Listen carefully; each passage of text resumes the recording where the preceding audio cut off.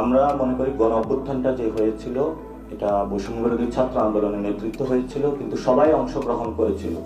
এই কাজটা হলো সবার দায়িত্ব। সেই জায়গা থেকে সবাই এই জাতির সংকটময় মুহূর্তে তাদের দায়িত্বগুলো পালন করবে। যারা আমাদের সিনিয়র রাজনীতিবিদ রয়েছেন তারা দীর্ঘ সময় ধরে রাজনীতি করছেন এবং গত 15 বছরে যে জনগণ বাংলাদেশের জন্য লড়াই করছে, অসংখ্যবার গুম হয়েছে, খুন হয়েছে, তাদের দিকে তাকিয়ে হলো এই সংকটকালীন মুহূর্তে মানুষগুলা রক্তের দিকে তাকিয়ে হলো নিজেদের থেকে উদ্যোগ গ্রহণ করা উচিত। এবং আমরা সকল পক্ষকেই অতীতেও এই মেসেজটা দিয়েছি। বিভিন্ন রাজনৈতিক দলের সাথে আমরা যোগাযোগ করেছি, তাদেরকে আমরা আমাদের ড্রাফটিংও পাঠিয়েছি এবং তাদের সাথে এই বিষয়ে আলোচনা হয়েছে। আলোচনা এখনো চলমান এবং আমাদের ড্রাফটিংও শেষের দিকে। অতি দ্রুতই আমাদের একটা ফাইনাল ড্রাফটিং আমরা পৌঁছে যাব, কারণ আমরা গত 31 তারিখে যে ড্রাফটিংটা প্রস্তুত করেছিলাম সেখানে আরো কিভাবে অ্যাকোমোডেশন করা যায় সেজন্য আমরা আরো অনেকগুলো রাজনৈতিক দল পক্ষ গোষ্ঠীর কাছে গিয়েছিলাম।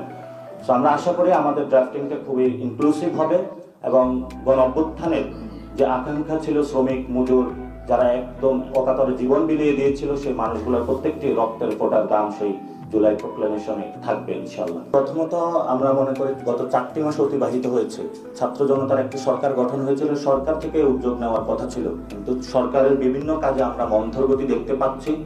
কিন্তু 24 সাল অতিক্রান্ত হচ্ছিল, সেই জায়গা থেকে আমরা সরকারকে স্মরণ করিয়ে দিতে যে তাদের জনগণের কাছে যে একটি দায়বদ্ধতা রয়েছে সেই দায়বদ্ধতার জায়গা থেকে তাদের উদ্যোগ গ্রহণ করা উচিত এবং আমরা জনগণকে ঐক্যবদ্ধভাবে সাথে নিয়ে জুলাইয়ের যে একটি ঐক্যের একটি জায়গা রয়েছে সেই জায়গাকে সবাইকে সমুন্নত জায়গা আনার জন্য আমরা এই উদ্যোগটি গ্রহণ করি।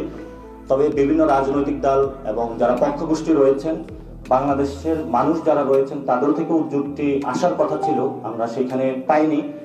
আমরা যখন এই জাতীয় সংকট কালটা যাচ্ছিল এবং শহীদ এবং আহতদের নিয়ে যখন কোনো স্বীকৃতি বা ঘোষণাপত্র আসছিল না, আমরা এই সংকটকালীন মুহূর্তে আবার সেই জায়গাটা আমাদের দায়িত্বটা কাঁধে তুলে নিয়েছি।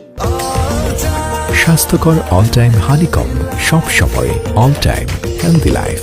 দেখুন, প্রোক্লেমেশন বা ঘোষণাপত্র বিষয়ে সবার ঐক্যমত রয়েছে। আমাদের রাষ্ট্রের যতগুলো অ্যাপারেটাস রয়েছে, বিভিন্ন পক্ষ গোষ্ঠী, বাংলাদেশের সকল মানুষের মধ্যে ঘোষণাপত্রের ঐক্যবদ্ধতা রয়েছে। কিন্তু দৃষ্টিভঙ্গিগত জায়গায় অথবা আরো কিভাবে সকল জনগণের ভাষাগুলো তুলে আনা যায় সেই বিষয়ে আমাদের কিছুটা বিলম্বিত হয়েছে, যাতে বাংলাদেশের 72 যেটা হয়েছিল একদলীয় একটি জায়গায় গিয়েছিল, সেই জায়গাটা যদি না গিয়ে এবং যখন বাংলাদেশের অনেক অংশে মানুষকে খারিজ করে সেই জায়গায় একটি সংবিধান বানানো হয়েছিল, যেটা গত 53 বছর আমরা দেখেছিলাম একটি অকার্যকর জায়গা পরিণত হয়েছিল। তা আমরা অপেক্ষা করেছিলাম যে সকল গোষ্ঠী এবং পক্ষ যাতে প্রত্যেকেই অংশগ্রহণের সুযোগ পায় এবং সকলে তাদের ভাষাটা প্রকাশ করতে পারে।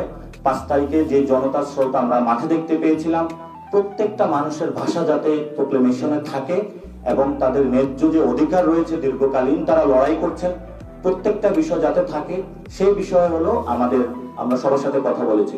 তবে প্রোক্লেমেশন নিয়ে কারো কোনো দ্বিমত নাই, হয়তো দৃষ্টিভঙ্গিগত অথবা কোনো শাব্দিক চয়নে কিছু পার্থক্য রয়েছে, এগুলো অলরেডি আমরা সলভ করতে পেরেছি।